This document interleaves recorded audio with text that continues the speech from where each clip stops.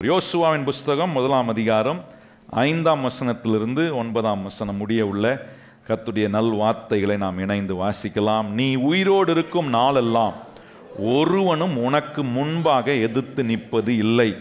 நான் மோசேயோடு இருந்தது போல உன்னோடும் இருப்பேன். நான் உன்னை விட்டு விலகுவதும் இல்லை, உன்னை கைவிடுவதும் இல்லை. பலன் கொண்டு திடமனதாயிரு. இந்த ஜனத்தின் பிதாக்களுக்கு நான் கொடுப்பேன் என்று ஆணையிட்ட தேசத்தை நீ அவர்களுக்கு பங்கிடுவாய். என் தாசனாகிய மோசே உனக்கு கற்பித்த நியாயப்பிரமாணத்தின்படியெல்லாம் செய்ய கவனமாய் இருக்க மாத்திரம் மிகவும் பலன் கொண்டு திடமனதாயிரு. நீ போகும் இடமெல்லாம் புத்திமானாய் நடந்து கொள்ளும்படி அதை விட்டு வலது இடது புறம் விலகாதிருப்பாயாக. இந்த நியாயப்பிரமாண புஸ்தகம் உன் வாயை விட்டு பிரியாதிருப்பதாக.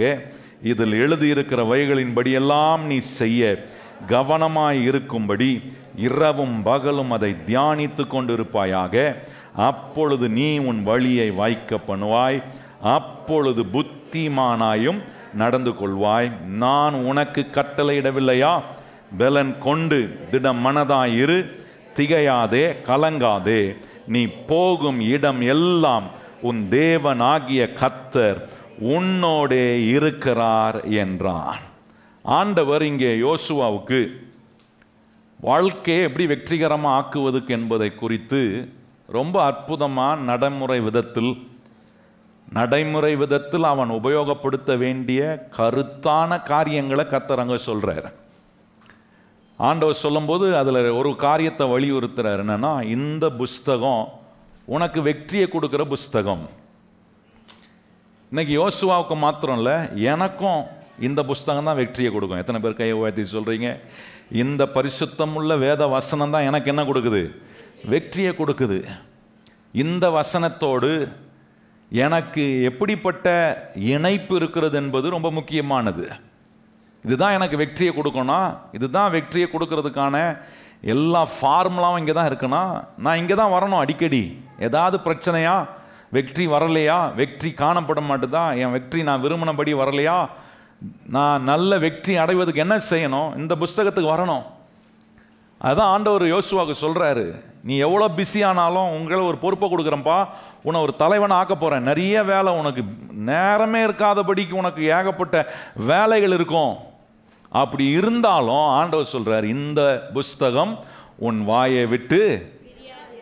நம்ம நிறைய நேரம் என்ன சொல்லி, ஆண்டவரே ரொம்ப பிஸி, ஆண்டவரே ஏகப்பட்ட அப்பாயின்மெண்ட், ஆண்டவரே அதை பண்ணணும் இதை பண்ணணும், நேரமே இல்லை, அதனால் நான் இன்னைக்கு பைபிள் படிக்க முடியல ஆண்டவரே, என் கஷ்டம் உமக்கு தெரியும் ஆண்டவரே, நீர் கொஞ்சம் அட்ஜஸ்ட் பண்ணிக்கோ ஆண்டவரே. அப்படின்னு நம்ம என்ன பண்ணுறோம்? ஆண்டவர்கிட்ட ஒவ்வொரு நாளும் அட்ஜஸ்ட்மெண்ட்லேயே தான் போகுது. ஒவ்வொரு நாளும் அட்ஜஸ்ட்மெண்ட். அதனால் இந்த வசனத்தில் இருக்கக்கூடிய வெற்றியை நாம் அனுபவிக்க முடியாமல் போயிடுறோம். ஆனால் யோசுவாவுக்கு சொல்கிறாரு, எவ்வளோ பிஸியானாலும் இந்த புஸ்தகம் வாயை விட்டு பிரியக்கூடாது. கையை உயர்த்தி சொல்லுங்கள், நான் எவ்வளோ பிஸியானாலும் இந்த புஸ்தகம் என் வாயை விட்டு பிரியாது இருக்கணும். சொல்லுங்கள், எத்தனை பேர் சொல்கிறீங்க? இந்த புஸ்தகம் என் வாயை விட்டு பிரியாது இருக்கணும். இதை வாசிக்கணும், இதை தியானிக்கணும். சமைக்கும் போதும் வாயை திறந்து வசனத்தை சொல்லணும், வேலை செய்யும் போதும் வாயை திறந்து வசனத்தை சொல்லணும், இதை தியானிக்கணும். இது நினைவாகவே நான் இருக்கும்போது வெற்றி அடைய முடியும் என்கிற எல்லா பாசிபிலிட்டிஸையும் ஆண்டவருடைய வசனம் நமக்கு உண்டாக்குது. பாருங்க, இன்னைக்கு ஒரு காரியத்தை உங்களோட நான் பகிர்ந்து கொள்ள விரும்புகிறேன்.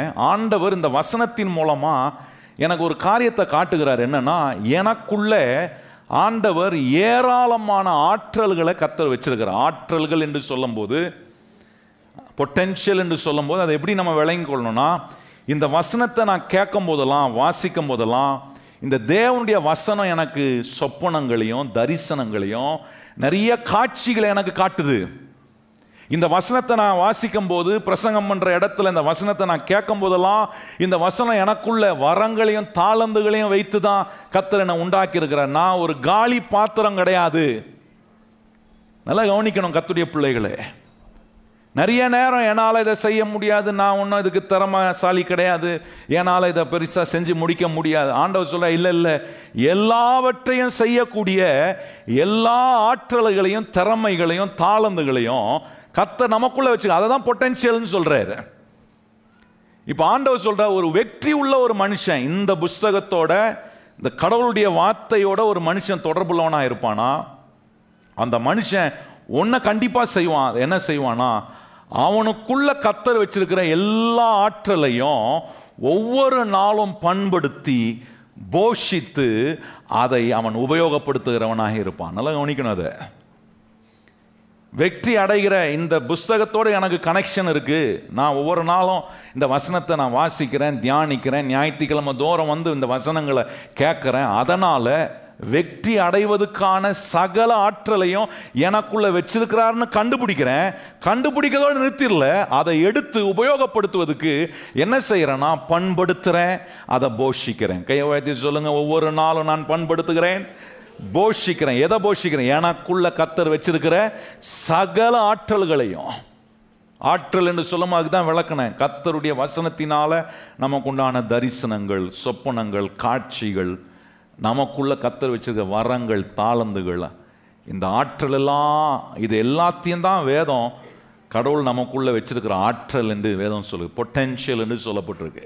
அப்போ இந்த பொட்டென்ஷியலை மேக்சிமமாக நான் எடுத்து யூஸ் பண்ணுகிறதுக்கு எனக்குள்ள இருக்கு. நான் ஒரு காலி பாத்திரம் கிடையாது, நான் வெறுமையான ஆளு கிடையாது. எனக்குள்ள கடவுள் பல காரியங்களை வச்சிருக்கிறாரு. நான் கர்த்தருடைய பிள்ளை, ரட்சிக்கப்பட்டிருக்கிற தேவனுடைய பிள்ளை. தேவ சமூகத்துக்கு வரும்போதெல்லாம் இதை எனக்கு ஞாபகப்படுத்திக்கிட்டே ஆண்டவர் இருக்கிறாரு. ஏன்னா அதை எடுத்து நான் உபயோகப்படுத்தி பண்படுத்தி அதை போஷித்து அதை நான் உபயோகப்படுத்தும் போது அற்புதமான விளைச்சல்களை என்னுடைய வாழ்க்கையில் நான் உண்டாக்குறேன். நல்லா கவனிங்கள். ப்ரொடக்ஷன் எப்படி வருது, ரிசல்ட் எப்போ வருதுன்னா எனக்குள்ள இந்த ஆற்றல்லாம் இருக்கிறதுனால வர்றதில்லை. நிறைய பேர் நினைச்சுக்கிறாங்க எல்லாம் ஆட்டோமேட்டிக்காக நடக்கும். ஆட்டோமேட்டிக்காக ஒன்றுமே நடக்காது. எது ஆட்டோமேட்டிக்காக நடக்குது சொல்லுங்க பார்க்கலாம்? ரட்சிப்பு ஆட்டோமேட்டிக்காக நடக்கிற ஒன்றும் இல்லை, சுகம் ஆட்டோமேட்டிக்காக நடக்கிற ஒன்றும் இல்லை. ஏன்னா நமக்குள்ள கர்த்தர் வச்சிருக்கிற ஆற்றல் எல்லாம், நமக்குள்ள தரிசனம் அப்படியே கொடுத்துட்டாரு. அது அப்படியே அப்படியே பொங்கி பொங்கி வெளியே வந்து ஆட்டோமேட்டிக்காக விழுந்துருமா? எதுவுமே ஆட்டோமேட்டிக்காக நடக்காது. அதனால தான் ஆண்டவர் சொல்றாரு, உனக்குள்ள வச்சிருக்கிற சகல ஆற்றல்களையும் நீ உபயோகப்படுத்த, பண்படுத்தக்கூடிய காரியத்தை நீ செய்யணும். போன வாரம் உங்களுக்கு காண்பித்தேன் எப்படி ஆதாம் கையில் பண்படுத்துகிற வேலையை கர்த்தர் கொடுத்தார். அந்த பண்படுத்துகிற வேலையை ஒரு மனுஷன் செய்யும் போது இப்போ இருக்கிறத காட்டிலும் 1000 மடங்கு மேலாக அவன் இருக்க முடியுன்றத வேதம் நமக்கு காட்டுகிறது. இன்னைக்கு இதே காரியத்தை இன்னொரு வித்தியாசமான கண்ணோட்டத்தோட ஆண்டவர் நம்முடைய வாழ்க்கையில் உபயோகப்படுத்த சொல்லி கொடுக்குறாரு. தேவன் நமக்குள்ள வச்சிருக்கிற எல்லா ஆற்றல்களையும் ஆட்டோமேட்டிக்காக வேலை செய்கிற ஒன்றும் கிடையாது. அது நான் எடுத்து பண்படுத்தும் போது தான் அற்புதமான விளைச்சல்களை, அற்புதமான விளைவுகளை கொடுக்கக்கூடிய ஒன்றாக இருக்கு. எனக்குள்ள எல்லா கிருபைகளையும் கர்த்தர் வச்சு, எனக்குள்ள தாளந்துகளை கர்த்தர் வச்சு, வரங்களை கர்த்தர் எனக்குள்ள வச்சுட்டு, தரிசனத்தை கர்த்தர் எனக்குள்ள கொடுத்து, இதெல்லாம் எனக்குள்ளேயே இருந்துச்சுன்னா அதனால எனக்கு ஒரு பிரயோஜனம் கிடையாது. எனக்குள்ள இருக்கிறத நான் எடுத்து பண்படுத்தி நான் உபயோகப்படுத்தும் போது, பண்படுத்துகிற வேலையை செய்யும் போது தான் அற்புதமான விளைச்சலை கர்த்தர் உண்டாக்க முடியும். நல்லா கவனிங்கள். அதுதான் இப்போ எனக்குள்ள இருக்கு, அதனால அது ஆட்டோமேட்டிக்காக நடந்துரும் அப்படி கிடையாது. ஒரு கல்யாணமான பெண்ணு கர்ப்பம் ஆகும்போது கருவுக்குள்ள குழந்தை இருக்கு. கருவுக்குள்ள குழந்தை இருக்கிறதுனால நிச்சயமா குழந்தை பிறந்துடும் சொல்ல முடியாது. அந்த கருக்குள்ள இருக்கிற குழந்தைய பண்படுத்தணும், பராமரிக்கணும், பாதுகாக்கணும், சாப்பிட வேண்டியதை சாப்பிடணும், அகற்ற வேண்டியதை அகற்றணும், படுக்க வேண்டிய விதத்தில் படுக்கணும், எழும்ப வேண்டிய விதத்தில் எழும்பணும். ரொம்ப டெலிகேட் பாருங்க. இந்த பிரெக்னன்சி டைம் வந்து இட்ஸ் a வெரி டெலிகேட் டைம்ன்றாங்க. ரொம்ப டெலிகேட்டான காரியம். என்ன வேணாலும் எப்போ வேணாலும் நடக்கலாம். அநேக பெண்கள் பாருங்க கற்பனை ஆகுறாங்க. 100க்கு ஒரு 5 அல்லது 7% பெண்கள் மிஸ்கேரிங்குள்ள போறாங்க. ஏன்னா பராமரிக்கல, சரியான விதத்தில் பராமரிக்க முடியாமல் போகிறதுனாலே. அது போலதான் ஆண்டவர் நமக்குள்ள வாரம் வாரம் வந்து கேட்கிற வசனத்தின் மூலமா தரிசனத்தை வைக்கிறாரு, சொப்பனங்களை உண்டாக்குறாரு. நமக்குள்ள ஆண்டவர் வரங்களையும் தாளந்துகளையும் வச்சிருக்கிறாரு. கர்த்தர் காட்ட காட்ட அது எனக்குள்ளவே இருந்துச்சுன்னா அது வெளியே வரவே வராது. அதை வெளியே கொண்டு வரும்போது தான் விளைச்சலை நான் காண முடியும். அந்த விளைச்சலை உண்டு பண்ணுகிறதுக்கு இப்படிதான் தேவன் ஒரு கோட்பாடை இந்த உலகத்தில் வச்சிருக்கிறாருன்றதை முதலாவது நம்ம விளங்கிக்கணும். ஏன் ஆண்டவர் இப்படி தான் செய்கிறாருன்னா, ஆண்டவர் இப்படிப்பட்ட கோட்பாடை தான் ஆண்டவர் வச்சிருக்க. உலகத்தை உண்டாக்கும் போது இந்த கோட்பாடை தான் கர்த்தர் உண்டாக்குறாரு. மனுஷனுடைய வாழ்க்கையில் எந்த விளைச்சல் வரணும்னாலும் மனுஷன் அவன் விதைக்காம எந்த விதமான விளைச்சலும் அவனுக்கு வரப்போகிறதே கிடையாது. பாருங்க, ஆண்டவர் இந்த வானத்தையும் பூமியும் படைச்சார்ல. நீங்கள் பைபிளில் இந்த வானத்தையும் பூமியும் படைத்ததை குறித்த வரலாறை குறித்து சொல்லியிருக்காரு. என்னைக்காவது அதை கொஞ்சம் யோசித்து பார்த்துருக்குறோமா? நிறைய வரலாறு படிக்கிறோம். நிறைய வாழ்ந்தவர்கள், வாழ்ந்து முடித்து போனவர்களுடைய வரலாறு, நிறைய நாட்டினுடைய வரலாறு படிக்கிறோம், நிறைய ராஜ்யத்தினுடைய வரலாறுகள்லாம் படிச்சிருக்கிறோம், தெரிஞ்சு வச்சிருக்கிறோம். ஆனால் தேவன் இந்த வானத்தையும் பூமியும் படைத்த ஒரு வரலாறை சொல்றாரு பைபிளில். அதை என்னைக்காவது உட்காந்து கொஞ்சம் யோசிச்சுருக்கிறோமா? இன்னைக்கு கொஞ்சம் யோசித்து பார்ப்போம். ஏன்னா அதை யோசித்து பார்த்தாதான் அந்த வரலாறு எப்படி என் வாழ்க்கைக்குள்ள வேலை செஞ்சு என் வாழ்க்கையை வரலாறு படைக்கிற மாதிரி என் வாழ்க்கையை வாழ்வது கர்த்தர் எப்படி உதவி செய்கிறாருன்றதை நான் விளங்கி கொள்ள முடியும். பாருங்க, ஆதியாகமம் 2ஆம் அதிகாரத்தில் பாருங்க, இந்த வானத்தையும் பூமியும் குறித்த வரலாறை குறித்து ஆண்டவர் சொல்லியிருக்கிறாரு.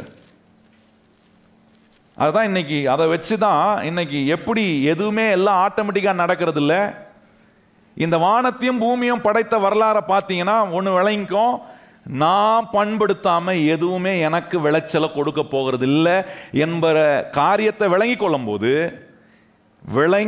விளங்கி கொண்டதை உபயோகப்படுத்துகிறதுனால தான் நான் கர்த்தர் விரும்புகிற வரலாறை இந்த உலகத்தில் படிக்க முடியும், கிரியேட் பண்ண முடியும். பாருங்க, ஆதியாகமம் 2ஆம் அதிகாரம் 4ஆம் வசனத்தையும் 5ஆம் வசனத்தையும் வாசிப்போமா?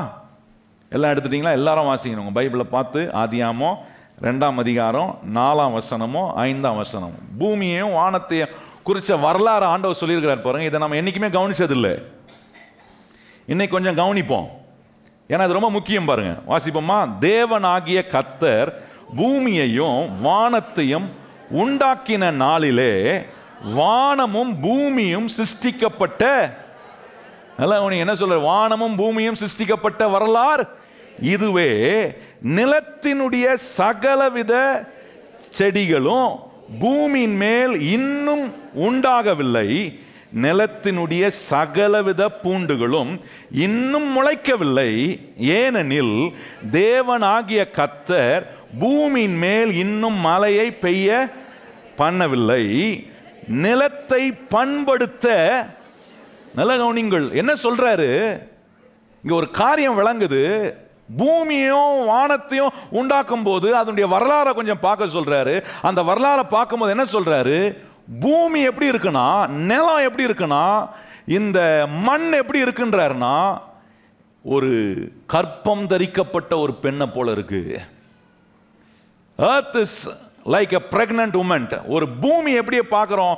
இந்த பூமி எல்லா விதமான கனிகள், எல்லா விதமான விதையினால கற்பம் தரிக்கப்பட்ட ஒரு பூமியா இருக்கு.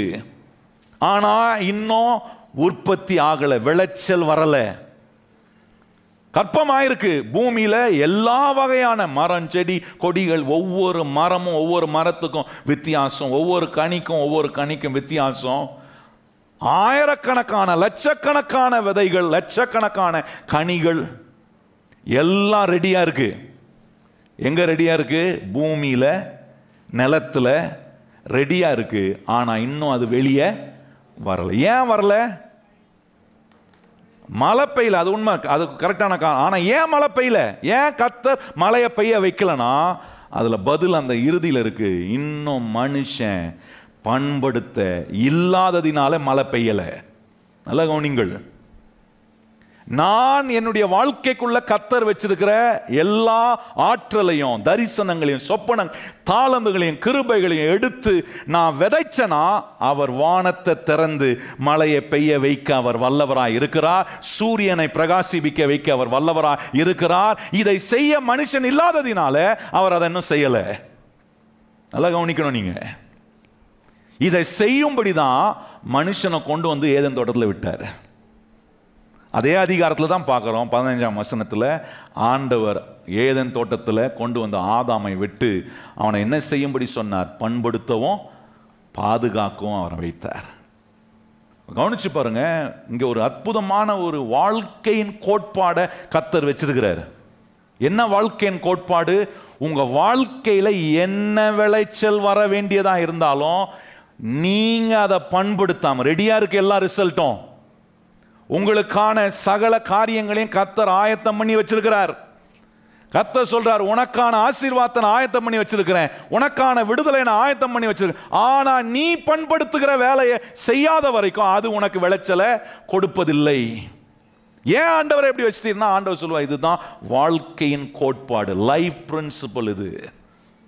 You cannot change the principles. எதை வேணாலும் மாற்றலாம். தேவன் ஏற்படுத்தி இருக்கிற கோட்பாடை மனுஷன் தலைகீழ நின்றா கூட மாற்றணும். நீங்க எத்தனை நாள் உபவாசம் பண்ணி பாருங்க, வாழ்நாள் முழுவதும் சாவாம என்ன உண்ணாவிரதம் இருந்தீங்கன்னா கூட நான் சொல்றேன், நீங்க செத்து தான் ஒழிவீங்க ஒழிய பிரமாணம் மாறாது, கோட்பாடுகள் மாறாது, அதன்படி தான் வேலை செய்யும். அதனால தான் இன்னைக்கு கர்த்தர் உன்னை விளங்க வைக்கிற, மழையை பெய்ய வைக்க ரெடியா இருக்கிறார் கர்த்தர். ஆனா மழை இன்னும் பெய்யல. ஏன் பெய்யல?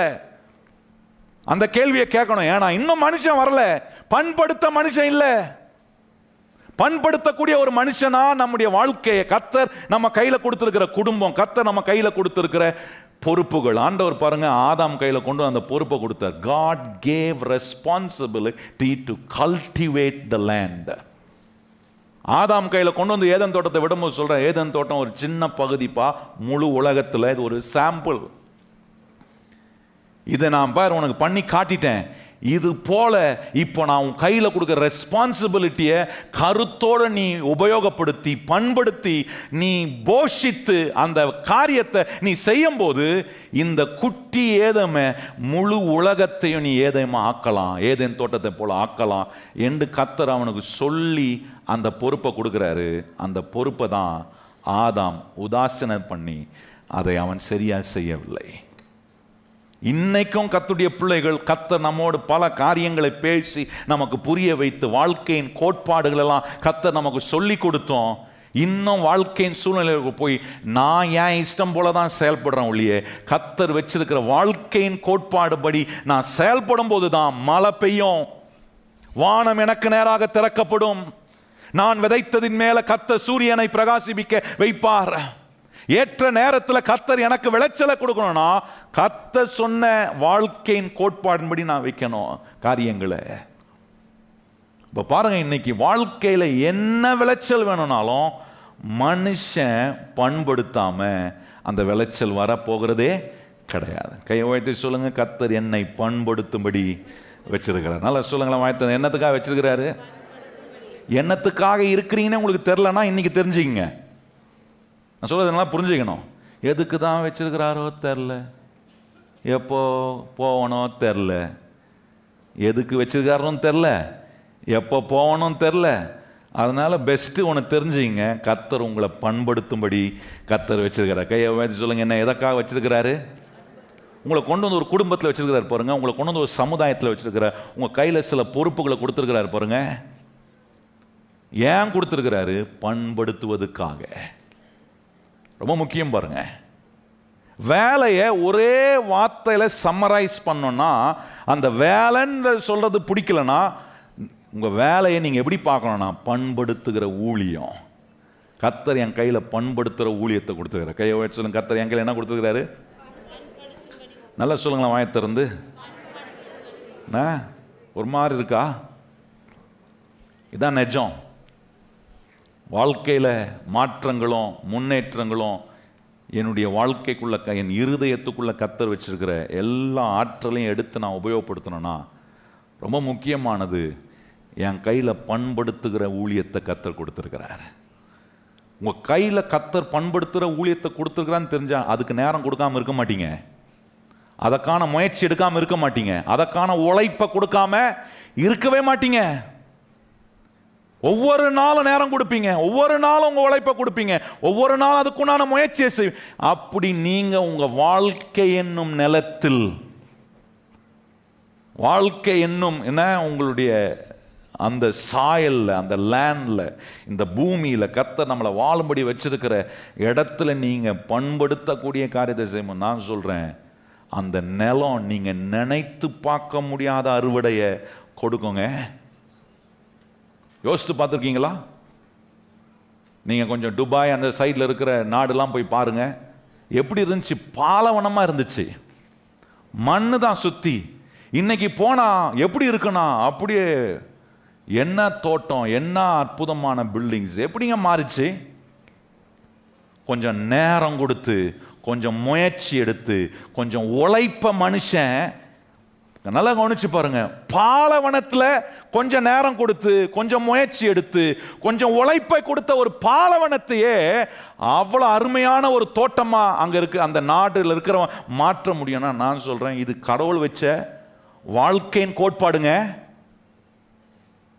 நல்லா கவனிச்சு பாருங்க. பாலைவனத்தையே ஒரு அற்புதமான ஒரு தோட்டமயமா மாற்ற முடியும்னா, உங்க வாழ்க்கை இன்னைக்கு ஒருவேளை பாலைவனம் போல ஒரு மாதிரி காஞ்சி போன ஒரு நிலம் மாதிரி இருந்தா கூட, நான் சொல்றேன் பண்படுத்துற ஒரு மனுஷன் அங்க வந்துட்டானா மலையை கத்தர் பெய்ய வச்சிருவாரு. காய்ந்து போன பூமியை கூட நல்ல பலன் கொடுக்கிற பூமியாய் கத்தர் மாற்ற அவரால் முடியும். உங்க வாழ்க்கையை அப்படிப்பட்ட நிலைக்கு கத்தர் மாற்ற அவரால் முடியும். அப்போ நம்ம கையில் கத்தர் பண்படுத்துகிற ஊழியத்தை கொடுத்துருக்காரு. கையை வச்சு சொல்லுங்க, கத்தர் நம்ம கையில் என்ன கொடுத்துருக்கிறாரு? இப்போ என் கையில் ஒரு ஊழியத்தை கொடுத்துருக்கிறாரு. என்ன ஒரு பிரசங்கியாரா கத்தர் அழைச்சி கத்தருடைய வார்த்தையை பிரசங்கிக்கிற ஒரு ஊழியக்காரனா வச்சிருக்கிறார். நான் ஊழியத்துக்கு வந்தபோது எனக்குள்ள ஆண்டவர் போட்ட இந்த எண்ணத்தை இன்னைக்கு வரைக்கும் நான் எடுக்கல பாருங்க. கர்த்தர் சொன்னார், உன்னை நான் ஊழியத்துக்கு அழைச்சிருக்கிறேன். அழைத்ததுடைய நோக்கம் என்னன்னா, பக்தி விருத்தியை உண்டாக்குவதும் ஜனங்களுடைய வாழ்க்கையை கட்டுவதற்காக உன்னை நான் ஒரு பிரசங்கியாரா வைத்திருக்கிறேன்னு சொன்னார். ஒவ்வொரு நாளும் நான் அதை கவனமா செய்றேன். அந்த பண்படுத்துகிற ஊழியத்தை கர்த்தர் என் கையில கொடுத்திருக்கிறார். இங்க வரும்போது இங்க வருகிற ஜனங்கள் கர்த்தருடைய வசனத்தினால பக்தி விருத்தி அடைவதற்குண்டான கவனத்தோடு பிரசங்கிக்கிறேன். உங்கள் இருதயமாகிய நிலத்துல உங்களை கட்டி எழுப்புவதற்கான வேலையை நான் கவனத்தோட அந்த பண்படுத்துகிற வேலையை நான் செய்கிறேன். அதனால தான் இங்க வரீங்க பாருங்க. ஒவ்வொரு முறையும் வந்து கர்த்தருடைய வார்த்தை ஏன் வரும் இங்க ஆண்டவருடைய வசனத்தினால பக்தி விருத்தி உண்டாகலனா, உங்க வாழ்க்கை கட்டப்படலன்னா நீங்க இங்க வரமாட்டீங்க. கர்த்தர் என் கையில கொடுத்த ஊழியம் அது. ஏதோ ஸ்தாபனத்தையோ எதையோ கட்டடத்தை கட்டுறதுக்கு உண்டான ஊழியத்தை என்ன கொடுக்கல, ஜனங்களை பக்தி விருத்திலையும் அவருடைய வாழ்க்கையை கட்டுகிற ஊழியத்தை தான் கர்த்தர் என் கையில கொடுத்திருக்கிறார். அந்த ஊழியம் என்னைக்குமே அழியாது.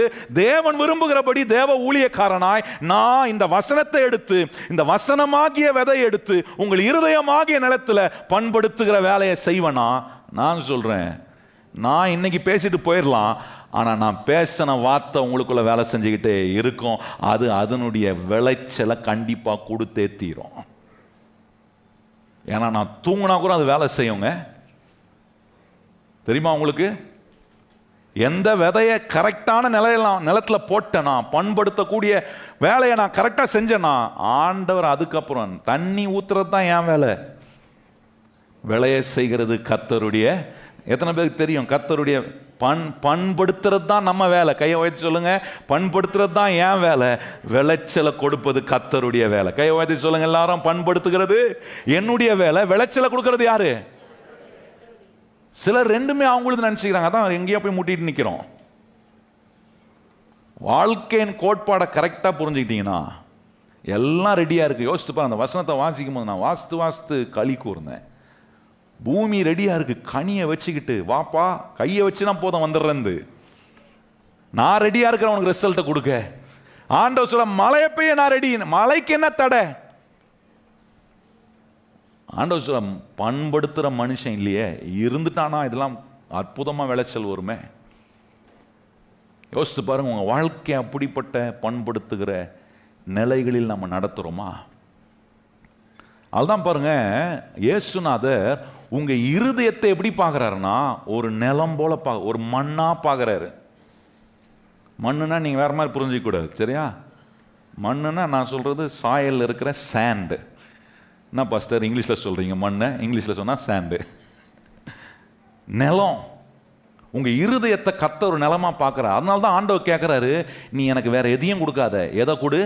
உன் இருதயத்தை எனக்கு தான். நான் உள்ள வந்துட்டேன்னா உனக்குள்ள வச்சிருக்கிறத சும்மா இருக்க விட மாட்டேன், எடுத்து உன்னை அதை யூஸ் பண்ண வச்சுக்கிட்டே இருப்பேன், உனக்கு ஞாபகப்படுத்திக்கிட்டே இருப்பேன்.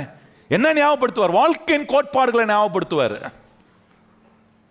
லைஃப் பிரின்சிபல்ஸை ஞாபகப்படுத்துவார். அந்த லைஃப் பிரின்சிபல் என்ன? எல்லாம் ரெடியா இருக்குப்பா, நீ பண்படுத்த ஆரம்பிச்சுனா விளைச்சலை கொடுக்க கர்த்தர் ரெடியா இருக்கிறார். பக்கத்தில் பார்த்து சொல்லுங்க, நீங்க பண்படுத்த ரெடியா இருந்தா விளைச்சலை கொடுக்க கர்த்தர் ரெடியா இருக்கிறாரு.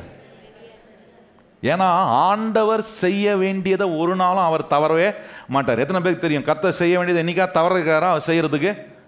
ஆனா நான் செய்ய வேண்டியதை தவறு இருக்கிறேன்னா கண்டிப்பா தவறுவேன். ஏன்னா நான் மனுஷன் பாருங்க. நான் அப்படி தவறாத யாரா இருக்கீங்களா? நான் எதுவுமே தவறல பார்த்து 100க்கு 100 நான் பர்ஃபெக்ட், நான் பர்ஃபெக்ட் அப்படின்னு கையை வைத்தி ஆமேன்னு சொல்லுங்க பார்க்கலாம். விளங்காதவங்க தான் ஆமேன்னு சொல்லுவீங்க. நான் சொன்னதை விளங்கிக்காதவன் அதை அப்படி புரிஞ்சிங்க, வேறமா எடுத்துக்காதீங்க. சொன்னது புரியலன்னா தான் ஆமேன்னு சொல்லுவீங்க. ஆனால் சொன்னது புரிஞ்சா கரெக்ட். நம்மக்கிட்ட எத்தனையோ காரியங்களில் சொன்னபடி செய்ய முடியலையே. அதனால தான் மறுபடியும் கர்த்தர் நம்ம செய்ய வேண்டிய பங்கை, நம்ம செய்ய வேண்டிய வேலையை நமக்கு நினைப்பூட்டுறாரு. தேவ சமூகத்து வரும்போது நம்ம செய்ய வேண்டியதை நினைப்பூட்டி நம்மளை பக்தி விருத்திக்கு எதுவாக நம்மளை மாற்றி நம்மளை மறுபடியும் கட்டி எழுப்புவதுக்கான இடிக்கப்பட்டிருக்கலாம். ஆண்டவர் சொல்ல கவலைப்படாத, உன்னை மறுபடியும் கட்டுற கர்த்தர் நான் இருக்கிறேன். பல சவால்கள், பல பிரச்சனைகள், பல போராட்டங்கள் உங்களை இடித்திருக்கலாம், நீங்க கீழே விழுந்தது போல இருக்கலாம். ஆனா அது நடுவிலும் கர்த்தர் சொல்வார், இல்ல வா என் கையை பிடி, உன்னை தூக்க ஒரு கர்த்தர் நான் இருக்கிறேன், என் கரத்தை பிடி, நான் உன்னை தாங்குற தேவனா இருக்கிறேன். தூக்குறாரு, உருவாக்குறாரு, பில்ட் பண்றாரு. ஏன் இதெல்லாம் செய்யறாருன்னா ஆண்டவர் சொல்றாரு, அப்பா உனக்கான விளைச்சலாம் ரெடியா வச்சிருக்கிறேன், நீ பண்படுத்த ஆரம்பிச்சா போதும். நான் சொல்றபடி பண்படுத்து, நான் சொல்றபடி பண்படுது. அதுதான் ஆண்டவர் சொல்ற, உங்க இருதயம் ஒரு நிலம் மாதிரி பாருங்க, ஒரு சாயல் மாதிரி. அதுக்குள்ள என்னெல்லாம் கர்த்தர் வச்சிருக்கிறார், என்ன தரிசனம் போடுறாரோ, என்ன தாரந்துகள் வரங்களை கர்த்தர் கொடுத்துருக்கிறாரோ, அதை அத்தனையும் வெளியே கொண்டு வர, அதை அத்தனையும் சேர்த்து தான் ஒரே வார்த்தையா சொல்றாரு, ஆற்றல், பொட்டென்ஷியல். நமக்குள்ள கர்த்தர் வச்சிருக்கிற பொட்டென்ஷியலை மேக்சிமம் நம்ம யூஸ் பண்ண கர்த்தர் ஒவ்வொரு முறையும் நமக்குள்ள இந்த வசனத்தை கேட்கும் போதெல்லாம் ஒரு இன்ஸ்பிரேஷனை, ஒரு நம்பிக்கை, ஒரு தைரியத்தை, சோர்ந்து போயிருந்தா தைரியப்படுத்துறாரு பாருங்க. ஒரு மாதிரி கோழையா இருந்தா அந்த கோலத்தனையெல்லாம் தன்மையெல்லாம் நீக்கி ஒரு வீரியத்தை கர்த்தர் நமக்கு உண்டாக்குறாரு பாருங்க. ஆண்டவர் செய்யற காரியங்கள் இது எல்லாமே. ஏன்னா ஆண்டவர் எப்பொழுதுமே நம்முடைய இருதயத்துக்குள்ள அவர் வேலை செய்கிற தேவன். அதை பாருங்க, சாலமோன் ரொம்ப அற்புதமா சொல்றார். அந்த ஒரு வார்த்தையை உங்களுக்கு ஒப்பிட்டு காண்பித்ததை நான் இன்னும் கொஞ்சம் விளக்க விரும்புகிறேன். நீதிமொழிகள் 20ஆம் அதிகாரம் வாங்க. நீதிமொழிகள் 20ஆம் அதிகாரத்தில் நீங்கள் கவனிச்சிங்கன்னா 5ஆம் வசனத்தை பாருங்க. நீதிமொழிகள் 20:5 எல்லாரும் எடுத்துக்கணும், எல்லாரும் வாசிக்கணும். நீதிமொழிகள் 20:5 எடுத்துட்டீங்களா? இணைந்து வாசிப்போமா? அங்கே சொல்லியிருக்கு பாருங்க, மனுஷனுடைய இருதயத்தில் உள்ள யோசனை ஆழமான தண்ணீர் போல் இருக்கிறது. நல்ல கவனிங்கள், மனுஷனுடைய யோசனை, மனுஷனுடைய இருதயத்துக்குள்ள இருக்கிற எல்லா ஆற்றலும், திறமைகளும், தாளந்துகளும், தரிசனங்களும், சொப்பனங்களும் ஆழமான தண்ணீர் மாதிரியா. அப்போ அந்த ஆழமான தண்ணிய இருக்கக்கூடிய அந்த ஆற்றல், வரங்கள், இதெல்லாத்தையும் வெளியே கொண்டு வரணும்.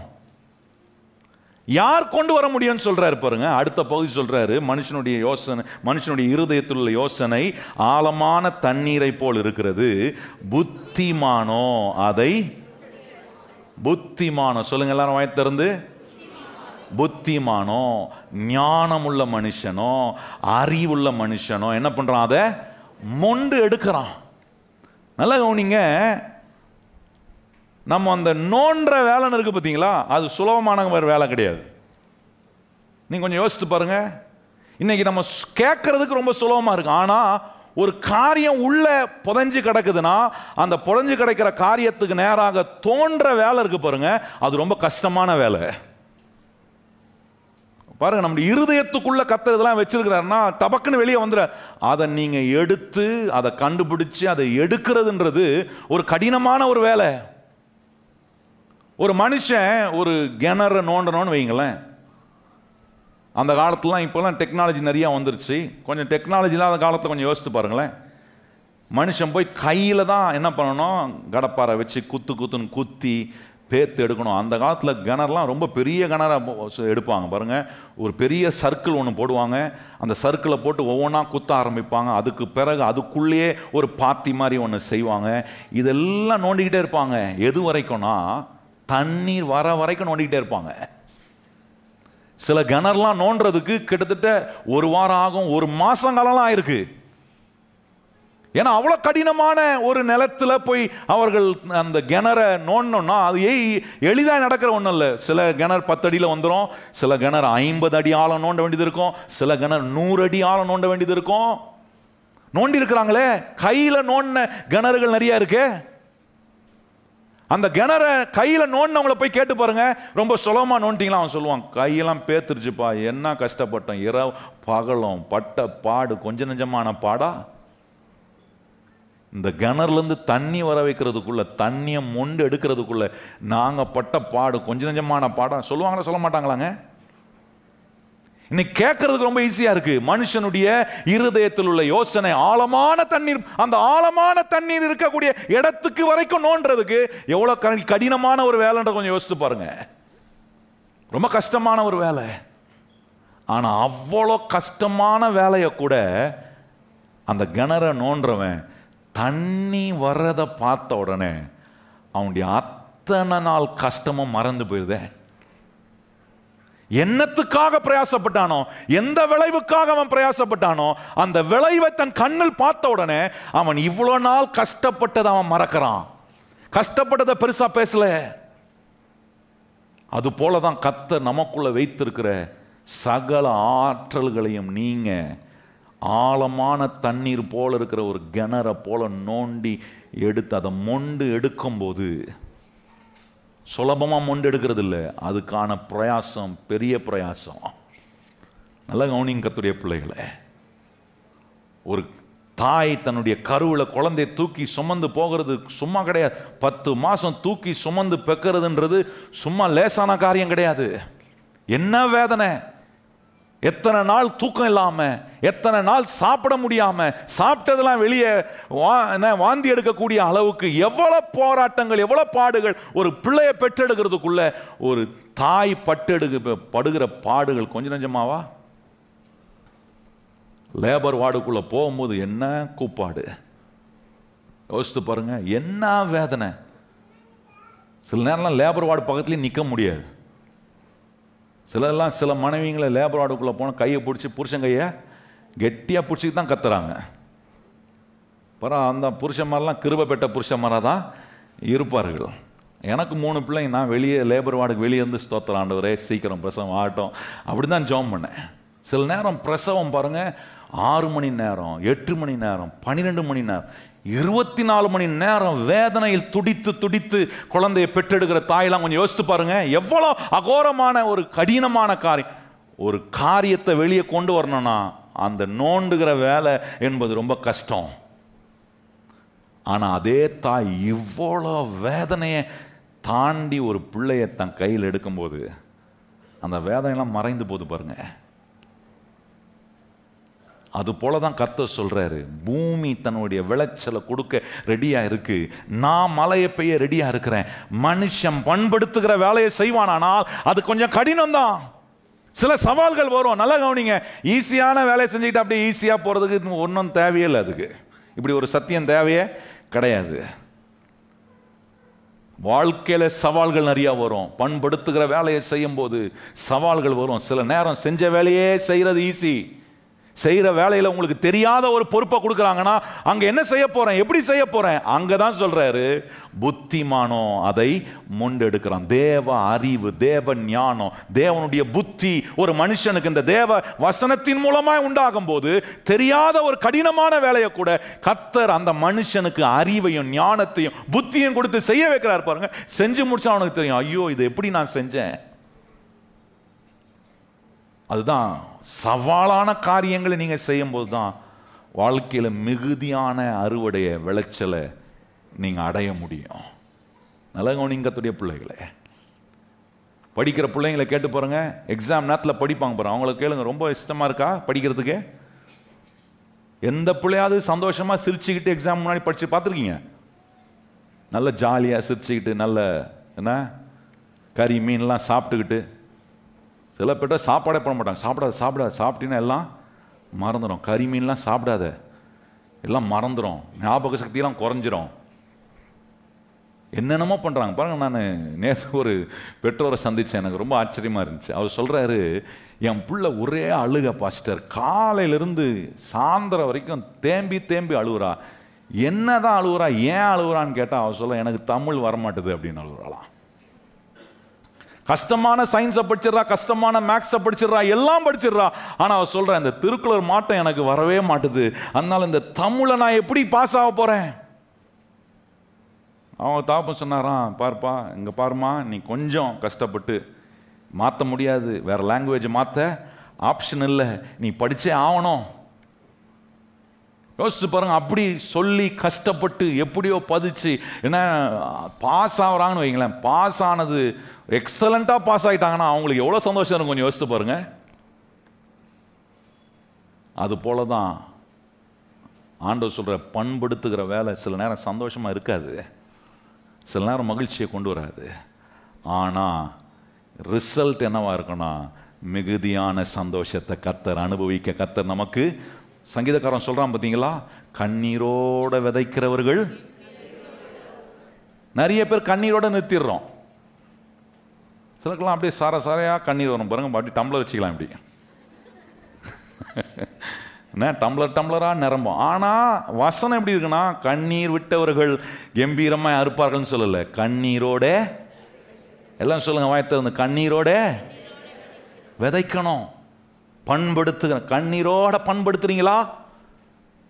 உங்க இருதயத்தில் இருக்கிற கர்த்தர் வச்சிருக்கிற சகல காரியங்களையும் கண்ணீரோடு எடுத்து நீங்க விதைக்கும் போது ஆண்டவர் சொல்ற அற்புதமான மாற்றம் வரும்.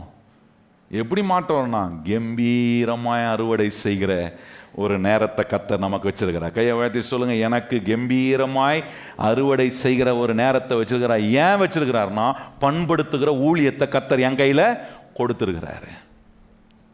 ரொம்ப முக்கியம் பாருங்க. வேதத்திலிருந்து ஒரு மனுஷனை உங்களுக்கு உதாரணமாக காண்பித்து, அந்த மனுஷன் எப்படி தனக்குள்ள கடவுள் வைத்த எல்லா ஆற்றலையும் எப்படி அதை உபயோகப்படுத்தி பண்படுத்தி தேவன் வைத்த விளைச்சலை அடைவதற்கு தன்னை தகுதிப்படுத்தினார்ன்றதை கொஞ்சம் காட்ட விரும்புகிறேன். 1 கொரிந்தியரில் 9ஆம் அதிகாரம் கவனிச்சு பாருங்க. பவுலை குறித்து சொல்லியிருக்கு. பவுல் அங்கே ஒரு சில காரியங்களை உதாரணப்படுத்தி காட்டுறாரு. அதை கொஞ்சம் நம்ம கவனிப்போமே. 1 கொரிந்தியர் 9ஆம் அதிகாரம் 24ஆம் வசனத்திலிருந்து சில வசனங்களை நம்ம இணைந்து வாசிப்போமா? 24ஆம் வசனத்திலிருந்து 1 கொரிந்தியர் 9ஆம் அதிகாரம் 24ஆம் வசனத்திலிருந்து வாசிப்போம். பந்தய சாலையிலே ஓடுகிறவர்கள் எல்லாரும் ஓடுவார்கள், ஆகிலும் ஒருவனே பந்தயத்தை பெறுவான் என்று அறிவீர்களாக. நீங்கள் பெற்றுக்கொள்ளத்தக்கதாக ஓடுங்கள். பந்தயத்துக்கு போராடுகிற யாவரும் எல்லாவற்றிலும் இச்சை அடக்கமாய் இருப்பார்கள். அவர்கள் அழிவுள்ள கிரீடத்தை பெறும்படி அப்படி செய்கிறார்கள். நாமோ அழிவில்லாத கிரீடத்தை பெறும்படி அப்படி செய்கிறோம். 26ஆம் வசனம், ஆதலால் நான் நிச்சயம் இல்லாதவனாய் ஓடேன். அதான் சொல்ற பாருங்க, ஆகாயத்தில் அடிக்கிறவனாக சிலம்பம் பண்ணேன். மற்றவர்களுக்கு பிரசங்கம் பண்ணுகிற நான் தானே ஆகாதவனாய் போகாதபடிக்கு என் சரீரத்தை ஒடுக்கி கீழ்ப்படுத்துகிறேன். 3 காரியங்களை இங்க பவுல் சொல்றாரு. என்ன சொல்றாரு? பந்தய பொருளை பெறுவதற்காக ஓடுறவன் ஒரு அத்லீட்டை சொல்றாரு. ஒருத்தன் ரேஸ் ஓடுறானா, அவன் ரேஸ் ஓடுறவன், பந்தயத்துக்காக ஓடுறவன், லக்க அந்த பரிசை பெற்றுக்கொள்வதற்காக ஓடுறவன், நீங்கள் கவனித்து பார்த்தீங்கன்னா அவன் எல்லாத்தையும் சாப்பிட்றவனா இருக்க மாட்டான். நம்ம இன்னைக்கு எல்லாத்தையும் சாப்பிட்றோம். ஆனால் ஒரு அத்லெட், ஒரு ரேஸ், ஒரு ட்ராக்கில் ரேஸ் ஓடுற ஒரு அத்லெட்டை கவனிச்சிங்கன்னா அவங்க என்ன வெயிட் இருக்கணும், என்ன ஸ்டாமினா இருக்கணும், என்ன சாப்பிடணும், எதெல்லாம் அவங்க லைஃப்பில் அவாய்ட் பண்ணணும். அப்போ இங்கே பவுல் சொல்லும்போது சொல்கிறாரு, ஒரு பந்தய பொருளில் ஓடுற ஒரு மனுஷன் அந்த பந்தய பொருளினுடைய பரிசை வெல்வதற்காக அவன் என்ன செய்ய வேண்டியதாக இருக்குன்னா, அவன் இச்சை அடக்கத்தோட அப்படின்னா ஆங்கிலத்தில் எப்படி வந்திருக்குன்னா டெம்பரன்ஸ்னு வந்திருக்கு. டெம்பரன்ஸ்னா செல்ஃப் கண்ட்ரோல். தன்னை அவன் கண்ட்ரோல் பண்ணுகிறவனா இருக்க வேண்டியது ரொம்ப அவசியமா இருக்கு. நல்லா கவனிச்சு பாருங்க. கர்த்தர் நம்ம கையில கொடுத்திருக்கிற பண்படுத்துகிற ஊழியத்தை செய்யும் போது இஷ்டம்படி பண்படுத்துறவன்ல, நினைச்சா செய்யறேன், அப்போ நமக்கு வேணும் நேரத்தில் செஞ்சுக்கிறது, அப்புறம் இல்லைன்னா விட்டுறது கிடையாது. அப்படி இல்லை. செல்ஃப் கண்ட்ரோல், இச்சை அடக்கத்தோட. அது ரொம்ப கஷ்டம் பாருங்க. ஒரு அத்லெட் அவன் எதெல்லாம் சாப்பிடக்கூடாதோ அதை அவன் விடணும். அவனுக்கு பிடித்ததா இருந்தா கூட அதை விடணும். ஏன்னா அவன் பந்தய பொருளை ஓடி அவன் பரிசை வெல்லணும். ஒருவன் பரிசை வெல்லுகிறான் ஏன்னா அவனுக்கு என்ன இருக்குன்னா இச்சை அடக்கம், செல்ஃப் கண்ட்ரோல், செல்ஃப் டிசிப்ளின் அவனுக்கு இருக்கு. டெம்பரன்ஸ் ரொம்ப முக்கியம் பாருங்க. அந்த பந்தயத்துக்காக ஓடுற ஒரு மனுஷனை கேட்டு பாருங்க, அவன் பண்ற எக்ஸசைஸ்லாம் ஈஸியான்னு கேட்டு பாருங்க, ரொம்ப கஷ்டம். அவன் பண்ற தியாகம்லாம் கேட்டு பாருங்க, ரொம்ப ஈஸியானு ரொம்ப கஷ்டம். அவன் பக்கத்தில் உட்காந்து ஒரு பிளேட் பிரியாணி சாப்பிட்றவன் இருப்பான். ஆனால் அவன் பக்கத்தில் உட்காந்துட்டு இவன் என்ன சாப்பிட்ணும், நியூட்ரிஷனா ப்ரோட்டீனா கரெக்டாக அதுக்கு உண்டான அளவு தான் சாப்பிட்ணும். வாய் ஊறுனா கூட என்ன பண்ண முடியாது, பார்த்துக்க தான் முடியும் இல்லையா. சாப்பிடக்கூடாது. ஏன் சாப்பிடக்கூடாது? சாப்பிடக்கூடாதுன்னு இல்லை, சாப்பிட முடியாதுன்னு இல்லை, பரிசை வெல்லணுமே, பலன் வரணுமே. எனக்கு என் கையில் கொடுக்கப்பட்டிருக்கிற பண்படுத்தும் அந்த ஊழியத்தின் மூலமா பலன் வரணுமே. அதனால இஷ்டம்படி நான் இருக்க விரும்பல. அதனால பவுல் சொல்றாரு, என் சரீரத்தை நான் ஒடுக்கி என்ன பண்றேன், கீழ்ப்படுத்துறேன்றாரு. I bring it into subjection அப்படின்ற என்னுடைய சரீரத்தை நான் ஒரு சப்ஜெக்ஷனுக்குள்ள, ஒரு சப்ஜெக்டுக்குள்ள கொண்டு வரேன். இந்த சரீரத்தை இஷ்டம் போல, இந்த சரீரம் நினைக்கிறதெல்லாம் செய்யறதுக்கு இந்த சரீரம் அல்ல, நான் நினைப்பதை செய்வதற்காக தான் இந்த சரீரம் எனக்கு கொடுக்கப்பட்டிருக்கிறது. இப்போ என் நினைப்பு எதுவா இருக்குன்னா, என் இருதயத்துக்குள்ள கர்த்தர் வச்சிருக்கிற எல்லா ஆற்றல்களையும் ஆழமான தண்ணீரை போல இருக்கிற புத்திமானாய், ஞானம் உள்ளவனாய், அறிவுள்ளவனாய் நான் என்ன செய்யணும், ஒவ்வொரு நாளும் ஒன்று எடுக்க நான் என்ன செல்ஃப் கண்ட்ரோல்ல இந்த சரீரத்தை எதற்கெல்லாம் ஒடுக்கணுமோ அதுக்கு ஒடுக்கிறேன். தேவனுக்கு பிரியமில்லாத காரியத்தை விட்டு நான் விளக்குறேன். எல்லாத்தையும் வச்சுக்கிட்டே நான் பண்படுத்தல, எதெல்லாம் நான் அகற்றணுமோ அகற்றி தேவன் விரும்புகிற விதத்தில் நான் பண்படுத்துறேன். அப்படி நான் பண்படுத்தும் போது வாழ்க்கை சரியாகுது, உறவுகள் சரியாகுது, கையின் பிரயாசங்கள் நல்ல நிலைக்கு மாறுகிறது, நல்ல விளைச்சல். மழையை பெய்ய வச்சு வர ஆண்டவர் ரெடியா, மழையை பெய்ய வைக்கிறதுக்கு ரெடியா இருக்கிறார், சூரியனை பிரகாசிக்க ரெடியா இருக்கிறார். நான் இதெல்லாம் செல்ஃப் கண்ட்ரோலோட, செல்ஃப் டிசிப்ளினோட என் சரீரத்தை ஒடுக்கி கீழ்ப்படுத்துவேனா. பவுல் சொல்றாரு, நான் ஆகாயத்தில் சிலம்பம் அடிக்கிறவனா இருக்க மாட்டேன். ஒரு ஆங்கில மொழிபெயர்ப்பு ரொம்ப அருமையாக வந்திருக்கு, ஐ am not a shadow boxer. நிறைய பேர் பார்த்துருக்கீங்களா, நிழலோட யுத்தம்லாம் பண்ணுவாங்க. ஆனால் உண்மையாக ஒன்றும் இருக்காது. நிழல்கிட்ட போய் நல்லா போய் உச்சி வெயிலில் நிற்பாங்க பாருங்க, என்ன நல்ல நிழல் அவங்களுக்கு தெரிகிற மாதிரி ரைட்லையும் லெஃப்ட்லையும் பார்த்து நிழல்கிட்ட அப்படி இப்படி. இப்போ பாருங்கள், லைட்டில் கூட என் நிழல் தெரியுது. அது மாதிரி போய் நம்ம நிற்கும் போது நம்ம நிழல் தெரியும். நிழலில் போய் பாக்ஸ் பண்ணுறது இல்லை, அது சும்மா குட்டாம் பார்க்காம அடிக்கிறது. அதுக்கு தைரியம் இல்லை, அது சரியான முறை இல்லை, சரியான அமைப்பு இல்லை, சரியான செல்ஃப் டிசிப்ளினோட செய்யலை, செல்ஃப் கண்ட்ரோலோட செய்யலை. சரீரத்தை ஒடுக்கல. I am not bringing my physical body into subjection.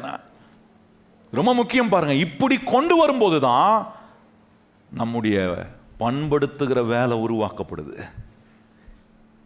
தேவன் எனக்கு கொடுக்குற அறிவு, ஞானம், புத்தியோட நான் பண்படுத்துறேன். கையை உயர்த்தி சொல்லுங்க, கர்த்தர் எனக்கு கொடுக்குற ஞானம், அறிவு, புத்தியோடு என்ன பண்றேன், பண்படு. அதனால பவுல் சொல்றாரு, இப்படி கவனமா நான் இஷ்டம் போல பண்படுத்தல. பண்படுத்துற ஊழியத்தை கொடுத்துருக்காரு, நான் பாட்டு கண்டபடி செய்யறது இல்லை.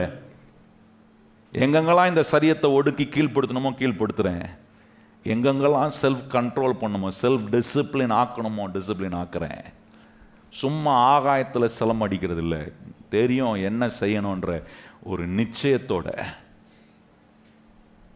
அதனால இங்க பவுல் சொல்றாரு, நான் ஆகாதவனாய் போகாதபடிக்கு, நான் பிரசங்கம் பண்ற என்னுடைய பிரசங்கத்துக்கு நானே ஆகாதவனாய் போய்விடாதபடிக்கு. ஏன்னா ஆண்டவர் ஒரு பிரசங்கியாரா வச்சிருக்கிறார் பாருங்க. ஒரு பிரசங்கியாரா அவர் பண்படுத்த வேண்டிய ஒரு நேரம் வரும்போது அவரை தன்னை செல்ஃப் கண்ட்ரோல் பண்ண வேண்டியதா இருக்கு. அவருடைய சரீரத்தை ஒடுக்கி கீழ்ப்படுத்த வேண்டியதா இருக்கு. சும்மா ஆகாயத்தில் சலம் அடிக்கிறவனா இருக்கக்கூடாது. நான் சொல்றது ஒண்ணு, நான் வாழ்ற ஜீவியம் வேற ஒண்ணா இருந்தா அப்ப என்னுடைய வார்த்தையும் என்னுடைய பிரசங்கமும் என்னவா இருக்காதுன்னா பிரயோஜனமற்ற ஒன்றாய் மாறிவிடும். 27ஆம் வசனத்தை சொல்றாரு பாருங்க, என்ன, மற்றவர்களுக்கு பிரசங்கம் பண்ணுகிற நான் தானே ஆகாதவனாய் போகாதபடிக்கு என் சரீரத்தை ஒடுக்கி கீழ்ப்படுத்துகிறேன்னு சொல்றாரு. மற்றவர்களுக்கு பிரசங்கம் பண்ற நான் கவனமா இருக்கிறேன். தேவ ஊழியனாய் ஒவ்வொரு ஊழியர்களும் கவனமா இருக்க வேண்டிய ஒரு காரியம். சும்மா வாயில வந்து பேசிட்டு ஜீவியம் வேற ஒண்ணா இருந்தா அதனால ஒரு எடிஃபிகேஷனும் வராது. அதனால கேட்கிறவர்களுக்கு பக்தி விருத்தி உண்டாகாத, கேட்கிறவர்களுடைய வாழ்க்கை கட்டப்படாது. ஆண்டோடைய சமூகத்துக்கு வந்து நின்று இங்கே கர்த்தருடைய வார்த்தையை பேசுறதுக்கு முன்னாடி கர்த்தருடைய வார்த்தை என்ன புடமிடுது, என்ன நான் அதுக்கு தகுதிப்படுத்துகிறேன். ஆண்டவரே, தகுதி உள்ளவனா பண்படுத்துகிறேனா? தகுதி உள்ளவனா பண்படுத்துகிற தேவனுடைய வசனத்தை எடுத்து நான் வருகிற ஆலயத்துக்கு வருகிற ஒவ்வொரு மனுஷனுடைய இருதயமாகிய நிலத்தில் பண்படுத்துகிற வேலையை செய்யும் போது அது என்ன செய்யுது? அந்த தேவனுடைய வார்த்தை பக்தி விருத்தியும் உங்களுடைய வாழ்க்கையை கட்டி எழுப்புகிற வசனமாய் அது மாறுகிறது.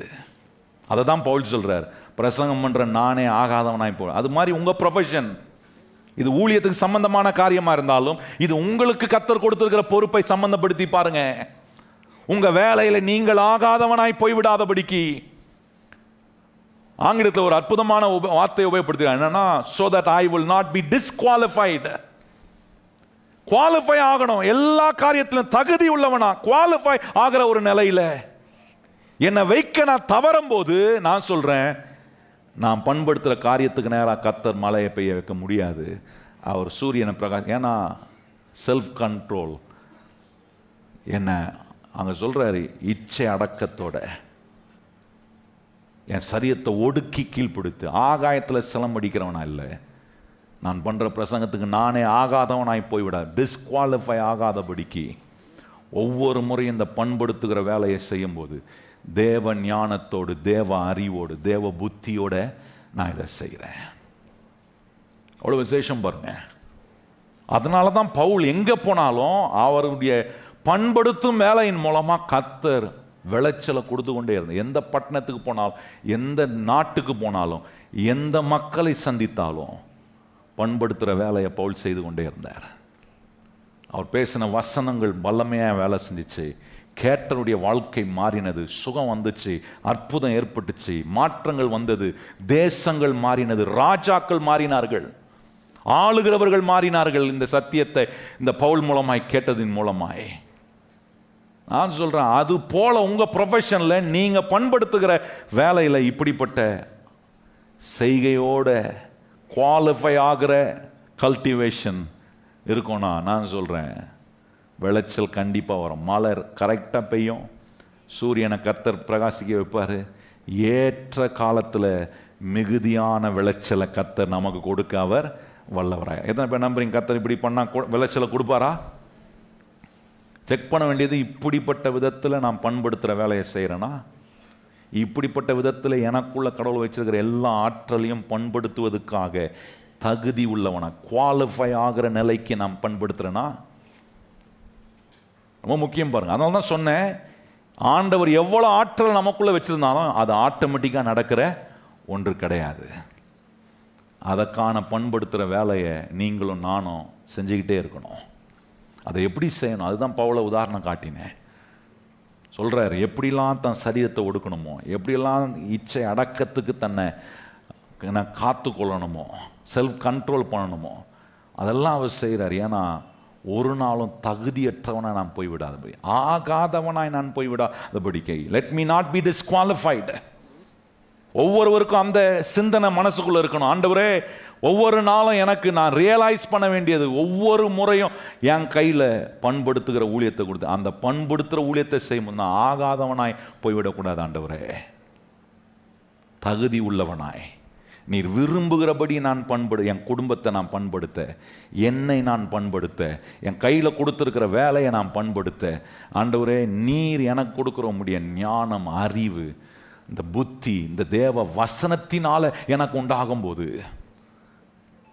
நினைத்து பார்க்க முடியாத நல்ல மாற்றங்களை கர்த்தர் நமக்கு உண்டாக்குவார். அப்போ கவனிச்சு பாருங்க, இப்போ இதை ரியலைஸ் பண்ணணும். என் கையில் கர்த்தர் பண்படுத்துகிற ஊழியத்தை கொடுத்துருக்கிறாரு. இந்த ஊழியத்தை நான் சும்மா ஏதோ தானன்னு செய்ய முடியாது. ஆண்டவர் விரும்புகிறபடி நான் செய்யணும். அப்படி விரும்புகிறபடி செய்யணும்னா எனக்கு கொஞ்சம் அறிவு, ஞானம், புத்தி கண்டிப்பாக வேணும். எத்தனை பேர் நம்புறீங்க? கர்த்தர் எனக்கு அறிவையும் ஞானத்தையும் புத்தியும் கண்டிப்பாக கொடுக்கணும். எப்படி கொடுக்குறாரு? இந்த வசனத்தின் மூலமாக தான் என்ன பண்ணுறாரு ஆண்டவர்? அறிவை, ஞானத்தையும் புத்தியும் கொடுக்குறாரு. இதான் சாலமோன் கேட்டான் பாருங்க, ஆண்டவரே நீர் எதை கொடுக்குறீரோ இல்லையோ எனக்கு அறிவை கொடுத்துரும் ஆண்டவரே. இந்த ஜனத்தை நான் ஆண்டவரை புத்தியோடு, ஞானத்தோடு, அறிவோடு நிதானிக்கக்கூடிய ஆண்டவரை அந்த கிருபை எனக்கு தாரும். நான் பண்படுத்த வேண்டிய வேலை நிறைய இருக்கு ஆண்டவரே. அதனால நான் என் சுய அறிவோட நான் நின்றக்கூடாது. எனக்கு உம்முடைய அறிவு வேணும். இந்த தேவனிடத்திலிருந்து இந்த வசனத்தின் மூலமா உண்டாகிற அறிவு வந்துருச்சுன்னு வைங்களேன், நல்லா கவனிங்க, உங்க வாழ்க்கை இன்பகரமா இருக்குங்க. பாருங்க, ஒரு வசனத்தை உங்களுக்கு வாசித்தாதான் இதை நம்ம விளங்கிக் கொள்ள கர்த்தர் நமக்கு இன்னும் கொஞ்சம் உதவி செய்ய ஆண்டவர் கிருபை பாராட்டுவார். நீதிமொழிகள் 2ஆம் அதிகாரம் பாருங்க. நீதிமொழிகள் 2ஆம் அதிகாரம் 6ஆம் வசனத்துலேருந்து சில வசனங்களை வாசிப்போமா? 6ஆம் வசனத்துலேருந்து சில வசனங்களை நம்ம இணைந்து வாசிக்க போகிறோம். நீதிமொழிகள் 2ஆம் அதிகாரம் 6ஆம் வசனத்துலேருந்து வாசிப்போம். கர்த்தர் ஞானத்தை தருகிறார், அவர் வாயிலிருந்து அறிவும் புத்தியும் வரும். அவர் நீதிமான்களுக்கு என்று மெய் ஞானத்தை வைத்திருக்கிறார். உத்தமமாய் நடக்கிறவர்களுக்கு அவர் கேடகமாய் இருக்கிறார். அவர் நியாயத்தின் நெறிகளை தற்காத்து தம்முடைய பரிசுத்தவான்களின் பாதைகளை காப்பாற்றுகிறார். அப்பொழுது நீதியையும் நியாயத்தையும் நிதானத்தையும் சகல நல்வழிகளையும் அறிந்து கொள்வாய். ஞானம் உன் இருதயத்தில் பிரவேசித்து அறிவு உன் ஆத்துமாவுக்கு இன்பமாய் இருக்கும்போது நல் யோசனை உன்னை காப்பாற்றும், புத்தி உன்னை பாதுகாக்கும். நல்லா கவனிச்சு பாருங்க, அந்த என்ன சொல்றாரு பாருங்க, இந்த தேவனுடைய வசனத்தின் மூலமா ஒரு மனுஷனுடைய இருதயத்துக்குள்ள ஞானம் உள்ள போறோம்னா, இந்த தேவனுடைய வசனத்தின் மூலமா ஒரு மனுஷனுக்கு அறிவு தான் ஆத்துமாவுக்குள்ள போகணும், இன்பமா இருக்கணும். அவனுடைய இருதயத்துக்குள்ள, அவனுடைய ஆத்துமாவுக்குள்ள இந்த ஞானமும் அறிவும் தேவனுடைய வசனத்தின் மூலமா போது பாருங்க, அது இன்பமா இருக்கணும். அவனுக்கு வாழ்க்கை குறித்த எல்லா புத்தி உண்டாக்கக்கூடிய காரியமும் எப்படி இருக்குன்றாருன்னா, புத்தி இன்பமா தான் இருக்குன்றாரு. Understanding will also be pleasant. ஞானம் பிளசண்டா இருதயத்துக்குள்ள இருந்து ஆத்மாவுக்குள்ள அறிவு ரொம்ப இன்பகரமா இருந்துட்டு, இந்த ரெண்டும் இப்ப என்ன பண்ணுதுன்னா, எல்லா வாழ்க்கையில் நடக்கிற எல்லா காரியங்களையும் நல்ல இன்பமா புரிஞ்சுக்கிறேன். With pleasant I understand everything with great pleasant. ரொம்ப முக்கியம் பாருங்க, இப்படிப்பட்ட ஞானத்தையும் அறிவையும் புத்தியையும் நம்ம தேடுறோமா நம்முடைய வாழ்க்கையில? ரொம்ப முக்கியமான ஒன்று இது. ஆண்டவருங்க காட்டுறார் எப்படி ஒரு மனுஷனுடைய இருதயத்துக்குள்ள ஞானம் போய் ஒரு மனுஷனுடைய ஆத்மாவுக்குள்ள அறிவு போய் அவனுக்கு இன்பமா இருக்கோ, இந்த ஞானமும் அறிவும் இன்பமா இருக்கும்னா, நான் சொன்ன இந்த ஞானமும் அறிவும் உங்களுக்கு கொடுக்குற புத்தி இருக்கு பாருங்க, அது துன்பமா இருக்காது, அது கண்டிப்பா அதுவும் இன்பமா தான் இருக்கும். இந்த ஞானம் அறிவு புத்தி இன்பகரமா உங்களுக்குள்ள வேலை செய்யணும்னா, நான் சொல்றேன் உங்களுடைய அந்த பண்படுத்தும் வேலை ரொம்ப இன்பகரமா இருக்கும். எவ்வளவு கடினமானதா இருந்தாலும் ஒன்று உங்களுக்கு தெரியும், இன்னைக்கு கடினமாக விதைக்கிறேன், ஆனால் கம்பீரமாக அறுவடை செய்ய கர்த்தர் எனக்கு ஒரு நேரத்தை வச்சிருக்கிறார் என்று இன்பத்தோட, பல வேதனைகள் இருந்தாலும் நான் அதை இன்பமாக செய்கிறேன். ஏன் இன்பமாக செய்கிறேன்னா, கர்த்தர் பண்படுத்துகிற ஊழியத்தை என் கையில் என்ன பண்ணியிருக்கிறாரு, கொடுத்துருக்கிறாரு. நல்லா கவனிங்களே, இப்படி ஞானத்தையும் அறிவையும் புத்தியையும் இன்பமாக தேடுறேன்னா, நீங்க கவனிச்சு பாருங்க, அதே அதிகாரத்தில் 4ஆம் வசனம் சொல்றாரு பாருங்க. 4ஆம் சொல்றாரு, அதை வெள்ளியை போல நாடி புதையலை போல் தேடுகிறது போல தேடுவாய். என்ன சொல்றாரு? ஒரு புதையலை தேடுகிறது போல. நான் கேட்கிறேன், ஒரு புதையலை தேடுறீங்கன்னா எப்படி தேடுவீங்க? அப்படியே மூஞ்சி இஞ்சி தந்த குரங்கு மூஞ்சி மாதிரி தேடுவீங்க? எங்கே போகிறேன்? புதையல் தேட போகிறேன் அப்படியே சொல்லுவீங்க? பாருங்கள், அரசாங்கம் சட்டப்பூர்வமாக ஒரு அறிவிப்பு கொடுக்குறான்னு வச்சுங்க. இது இல்லை, சும்மா உதாரணம் சொல்கிறேன். என்ன பாஸ்டர் சொல்லிட்டாருன்னு போய் பரப்பிடாதீங்க. சும்மா உதாரணத்துக்காக ஒன்று சொல்கிறேன். என்ன சொல்கிறாங்க வச்சுங்க, மெரினா பீச் இருக்குது பார்த்தீங்களா, கடற்கரை இருக்குல்ல, அந்த கடற்கரை ஓரத்தில் தங்க புதையலாக இருக்குன்னு சொல்லிடுறான்னு வச்சுங்க. அதை யார் முதல் போய் தேடி எடுக்கிறீங்களோ அது உங்களுக்கு சொந்தம்னு சொல்லிடுறான்னு வச்சுங்க. இப்படி ஒரு நாளும் சொல்ல மாட்டாங்க அரசாங்கம். சும்மா உதாரணத்துக்கு, எல்லாம் உதாரணம் தானே, புரிஞ்சுக்கிறதுக்காக. இப்போ உங்களுக்கு இந்த விஷயம் வந்துச்சுன்னா நீங்கள் என்ன பண்ணுவீங்க? போட்டான், அவர் போட்டான், பக்கத்து வீட்டுக்காரன் போயிட்டானா, அவன் போயிட்டானா, தெருவே போயிடுச்சா, போட்டான் அப்படியே இருப்பீங்க? தெருவுக்கு யாராவது ஒருத்தர் போகிறதுக்கு முன்னாடி முதல்ல மூட்டையை எல்லாத்தையும் பேக் பண்ணி என்ன பண்ணுவான், போய் அங்கே உட்காந்து கூடாரத்தை போட்டு நோண்டி இந்த பக்கம் நோண்டி அந்த பக்கம் வர்ற வரைக்கும் நோண்டி முடிச்சிருவோமா முடிக்க மாட்டோமா? கொஞ்சம் யோசிச்சு பாருங்க. புதையலை எப்படி தேடுவீங்க? கடைக்கிற வரைக்கும் விடுறதில்ல. அதில் என்ன மாதிரி ஆர்வம் இருக்குது? அதை தான் இங்கே சொல்கிறார். இந்த ஞானத்தையும் அறிவையும் ஏன்னா புத்தியையும் அப்படி இன்பமாக தேடணுமா? அப்படி தேடுவீங்கன்னா, நான் சொல்லுவேன், சர்ச்சைக்கு வரும்போது எப்படி வரணும்? அப்படி இன்பமாக வரணும். சிலர் வரதெல்லாம் பார்த்தாலே, சிலர் உட்காந்துக்கிறதெல்லாம் பார்த்தாலே, ஆண்டவரே இவர்களை சீக்கிரம் ரட்சிப்பீராக அப்படின்னு தான் ஜெபம் பண்ணணும் மனசுக்குள்ளே. வசனத்தை கேட்கும் போது பார்க்கணுமே, அப்படியே சில அது வரைக்கும் நல்லா தான் இருப்பாங்க. வசனம் பேச ஆரம்பித்தோடனே சில மூஞ்சிலாம் பார்த்தா நமக்கு வர வார்த்தை கூட வாயிலேருந்து வெளியே வராது. ஆனாலும் வருது பாருங்க, கர்த்தர் அது ஒரு விசேஷ கிருபை எனக்கு கொடுத்துருக்கிறார். வரும்போது இன்பம், வசனத்தை கேட்கும்போது இன்பம் உண்டாகுதா? இந்த வசனத்தை வாசிக்கும் போது இன்பம் வருதா? இது நமக்கு ஞானத்தையும் அறிவையும் புத்தியையும் கொடுக்கிற ஒன்றா இருக்கா? அது இன்பகரமா இருக்கா? நல்லா நீங்க ஆண்டவர் சொல்லலாம், அப்படி இந்த ஒரு புதையலை ஒரு மனுஷன் தேடுறது போல இந்த அறிவையும் ஞானத்தையும் புத்தியும் அந்த தேவ வசனத்தின் மூலமா கர்த்தர் கொடுக்கிறாரு. அப்படி தேடும் போது ஆண்டவர் சொல்றாரு, பண்படுத்துற ஊழியத்தை கரெக்டா செய்வேன், ஏதோ தானு செய்ய மாட்டேன். இன்னொரு காரியத்தை சொல்லி முடிக்கிறேன் பாருங்க. இந்த தேவனுடைய வசனம் அறிவையும் ஞானத்தையும் புத்தியும் கொடுக்குது பாருங்க. இந்த தேவனுடைய வசனத்துல ஒரு வல்லம் இருக்கு. என்ன வல்லம்னா, செல்வாக்கை உண்டாக்குற ஒரு வல்லம் இருக்கு. நல்லா கவனிங்க, இன்ஃப்ளூயன்ஸ் பவரை உண்டாக்கக்கூடிய தேவனுடைய வார்த்தை. நீங்க கவனிச்சு பாருங்க, அப்போலோ என்கிற ஒரு தேவ மனுஷன் புதிய ஏற்பாட்டில் இருக்கிறாரு. அவர் ஆண்டவர் வல்லமையா எடுத்து பிரசங்கம் பண்ண வச்சாரு.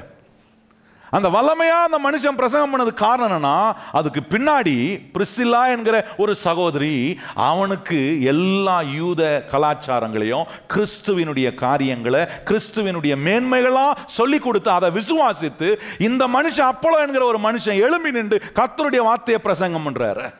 எப்படி ஆச்சு?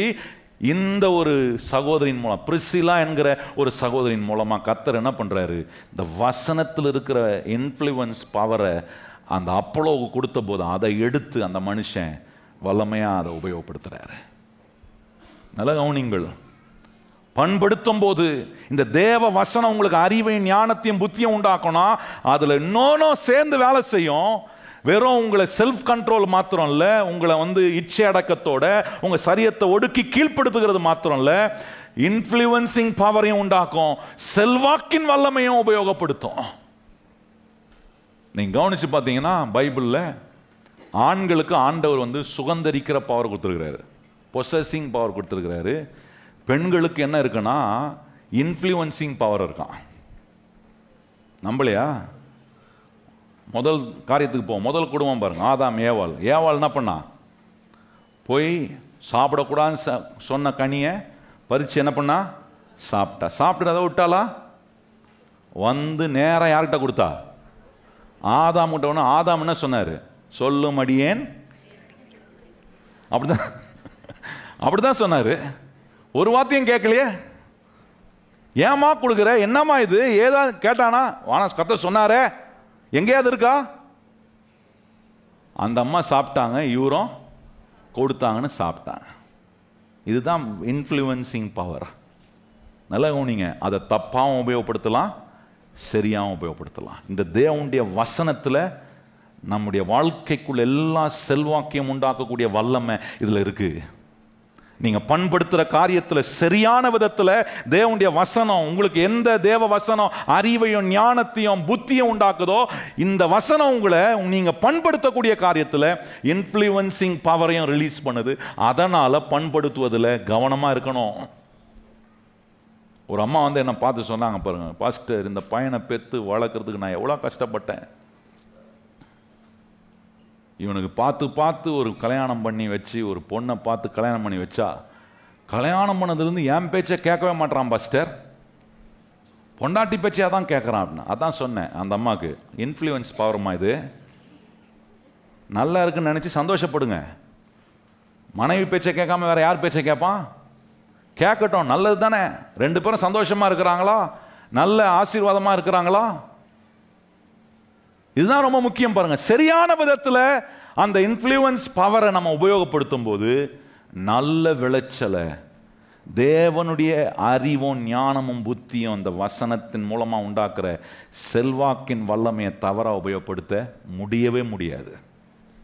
அதனால நீங்க அதுக்கு தான் இதை உதாரணம் காட்டுறேன். தவறா உபயோகப்படுத்தும் பிரிசிலா என்கிற சகோதரி பாருங்க, அப்போலோவை இன்ஃப்ளூயன்ஸ் பண்ணும்போது சரியான விதத்தில் இன்ஃப்ளூயன்ஸ் பண்ணா. அதனால அப்போலோ ஒரு பெரிய பிரசங்கியாரா, ஆண்டவருக்காக சேவை செய்யக்கூடிய ஒரு மனுஷனா கர்த்தர் அவரை பயன்படுத்தினார். அதுக்கு காரணம் என்ன?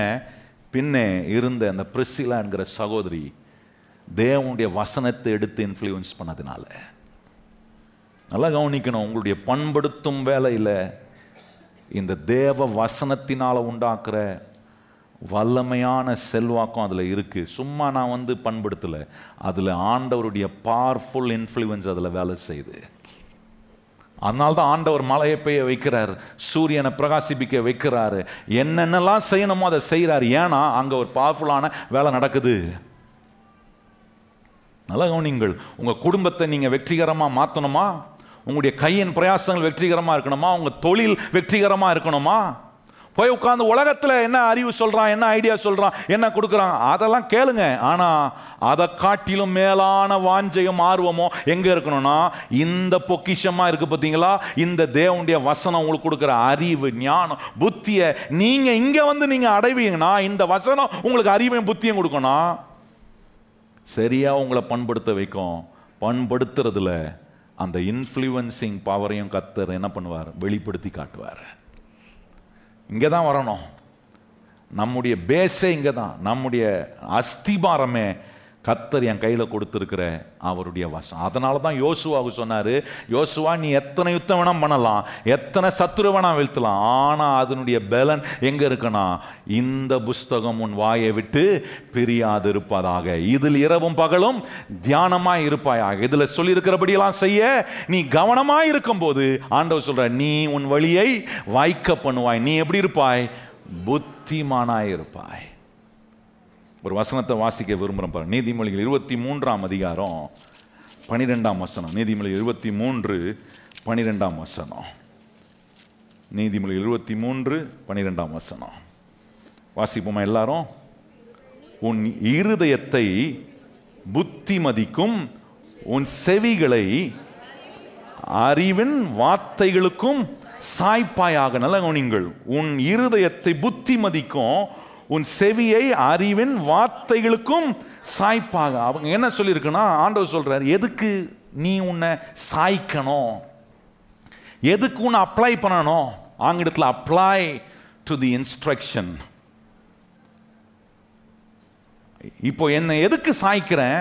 பண்படுத்துவதற்கு நான் என்னை சாய்க்கும் போது, அந்த ஊழியத்தை செய்ய நான் ஒப்பு கொடுக்கும் போது எதனால சாய்ந்து கொள்றேன்? கர்த்தருடைய வசனத்தினால உண்டாகிற ஞானம் அறிவு புத்தியை சார்ந்து கொள்றேன். அதுதான் இங்க சொல்லியிருக்கு.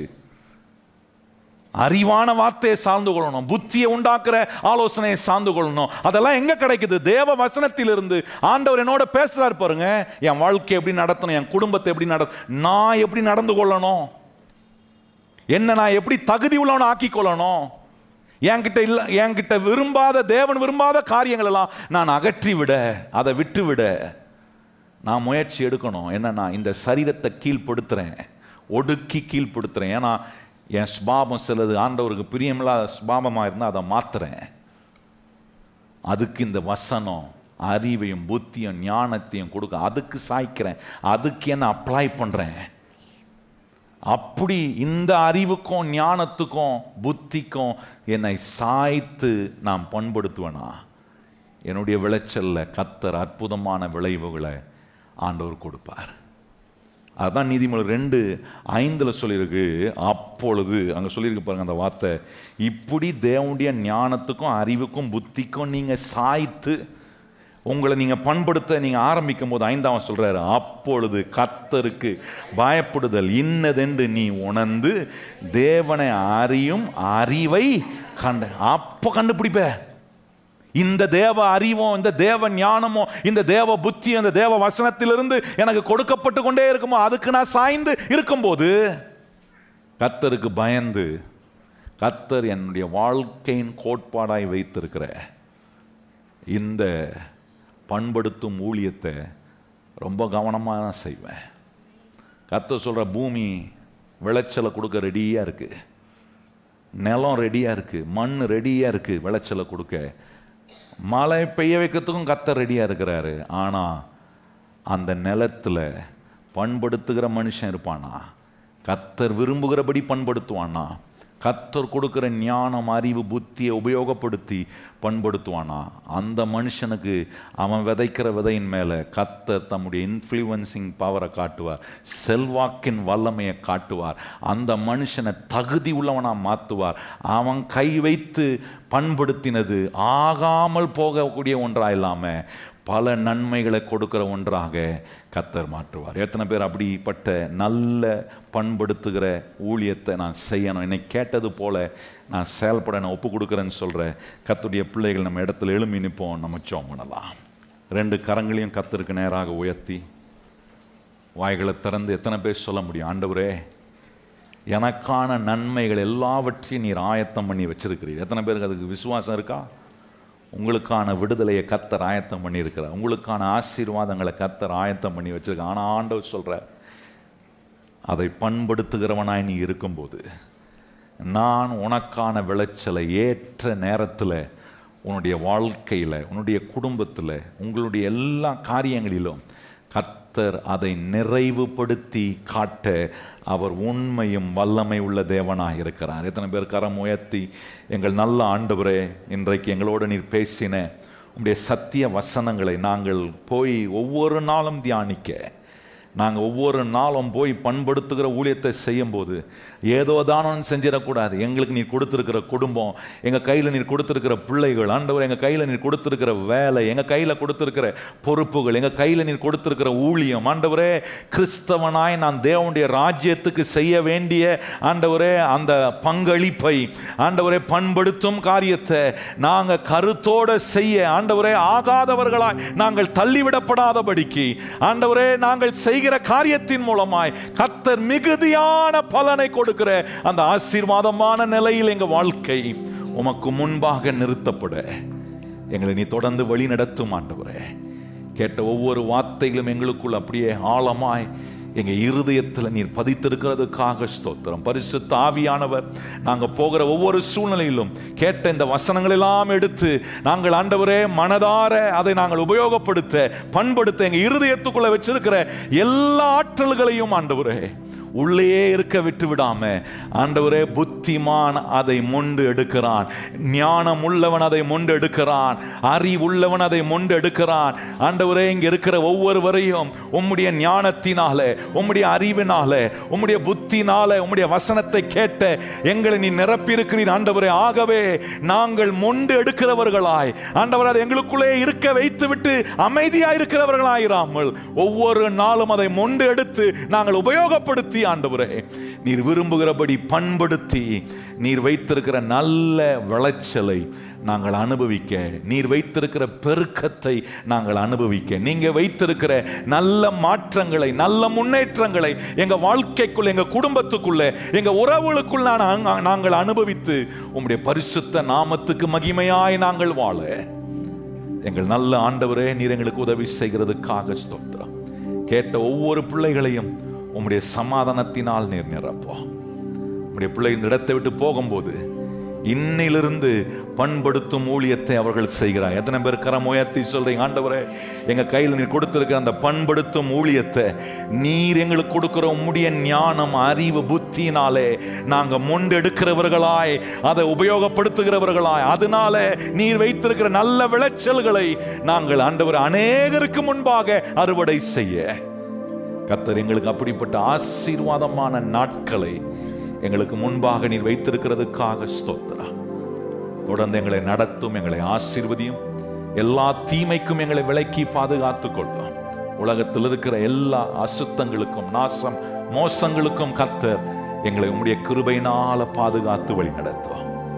உம்முடைய வெளிச்சம் எப்பொழுதும் எங்கள் மேல் பிரகாசமாய் ஜொலிக்கட்டும். ஆண்டவரே, உம்முடைய பிள்ளைகள் படைக்க இருக்கிற காணிக்கை, தசம பாகம் எல்லாவற்றையும் ஏற்றுக்கொள்ளும்.